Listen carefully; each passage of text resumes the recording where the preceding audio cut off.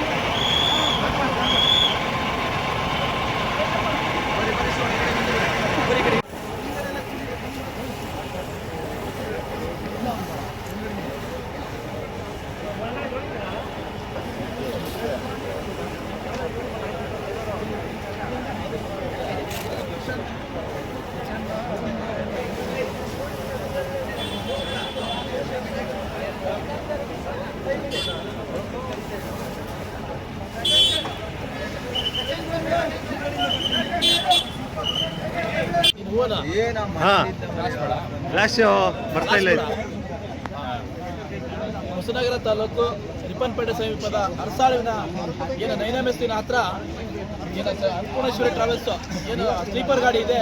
ಈ ಗಾಡಿ ಏನು ಯಂತ್ರ ಚಾಲಕರ ಅಂದರೆ ವಾಹನ ಚಾಲಕರ ಹತ್ರ ಬೆಂಕಿ ಕಾಣಿಸ್ಕೊಂಡ ಸಂದರ್ಭದಲ್ಲಿ ಆ ಚಾಲಕರು ಏನು ಮಾಡ್ತಾರೆ ಅಂದರೆ ತಕ್ಷಣ ಅವರು ಒಂದು ದೂರದೃಷ್ಟಿಯನ್ನು ಇಟ್ಟುಕೊಂಡು ತಕ್ಷಣ ಆ ಕ್ಷಣದಲ್ಲಿ ಗಾಡಿಯನ್ನು ಸೈಡಿಗೆ ಹಾಕ್ಬಿಟ್ಟು ಮತ್ತು ಡ್ರೈವರು ಮತ್ತು ಕಂಡಕ್ಟರ್ ಇಬ್ಬರು ಅಲ್ಲಿರುವಂಥ ಜನಗಳಿಗೆ ಬಾಗಿಲಿನ ಕಿಟಕಿ ಏನು ತುರ್ತು ನಿರ್ಗಮನ ಬಾಗಿಲು ಮತ್ತು ಏನು ಇದು 2 ಬಾಗಿಲುಗಳನ್ನು ಓಪನ್ ಮಾಡಿ ಯಾವುದೇ ಪ್ರಯಾಣಿಕರಿಗೆ ತೊಂದರೆ ಆಗಿದ್ದಂಗೆ ಥರ ನೋಡಿಕೊಂಡು ಈ ನಡೆದಂಥ ಘಟನೆಯಲ್ಲಿ ಅವ್ರು ಸಾಕಷ್ಟು ಜನರನ್ನ ಬಚಾವ್ ಮಾಡಲಿಕ್ಕೆ ಸಹಕಾರ ಮಾಡಿದ್ದಾರೆ. ಆ ಡ್ರೈವರು ಮತ್ತು ಕಂಡಕ್ಟರ್ಗೆ ಸ್ವಲ್ಪ ಹೊಡೆತಗಳು ಬಿದ್ದಿದೆ. ಆದರೆ ಉಳಿದಂಥವರಿಗೆ ಹಾಗೆ ತಕ್ಷಣ ನಮ್ಮ ಶಾಸಕರಾದಂಥ ಸನ್ಮಾನ್ಯ ಗೋಪಾಲಕೃಷ್ಣ ಸಾಹೇಬರು ಅಲ್ಲಿ ಸಂಬಂಧಪಟ್ಟಂಥ ಇಲಾಖೆಯವರಿಗೆ ಮತ್ತು ನಮ್ಮ ಸ್ಥಳೀಯರಿಗೆ ಮಾತನಾಡಿ ಈ ತಕ್ಷಣ ಈ ಘಟನೆಗೆ ಹೋಗಿ ಸಾಕಷ್ಟು ಜನರು ಸಹಕರಿಸಬೇಕು ಮತ್ತು ಸ್ಥಳೀಯ ನಮ್ಮ ಏನು ರಿಪ್ಪನ್ಪೇಟೆ ಠಾಣೆ ಅವರಿಗೆ ಸಹ ಒಂದು ವಿಷಯವನ್ನು ತಿಳಿಸಿ ಇದಕ್ಕೆ ತಕ್ಷಣ ಹೋಗಿ ಧಾವಿಸಿ ಸೂಕ್ತ ಒಂದು ವ್ಯವಸ್ಥೆಯನ್ನು ಮಾಡಬೇಕು ಅಂತ ಹೇಳಿ ಈ ಮೂಲಕ ಅವ್ರು ಕೇಳ್ಕೊಂಡಾಗ ಸಾಕಷ್ಟು ಜನರು ಸ್ಥಳೀಯರು ಬಂದು ಮತ್ತು ಇಲ್ಲಿರುವಂಥ ಏನು ಆರಕ್ಷಕ ಠಾಣೆ ಮತ್ತು ಏನು ಫಾರೆಸ್ಟ್ ಡಿಪಾರ್ಟ್ಮೆಂಟ್ನವರು ಎಲ್ಲ ಇಲಾಖೆಯವರು ಬಂದು ಸಾಕಷ್ಟು ಜನರಲ್ಲಿ ಬಂದು ಸಹಕಾರ ಮಾಡಿ ಯಾವುದೇ ರೀತಿಯ ದೊಡ್ಡ ಘಟನೆ ಆಗದಂಗೆ ನೋಡಿಕೊಂಡು ಭಾಳಷ್ಟು ಅನಾಹುತಗಳನ್ನು ತಪ್ಪಿಸಿದ್ದಾರೆ ಅಂತಲೇ ಹೇಳ್ಬೋದು. Thank you.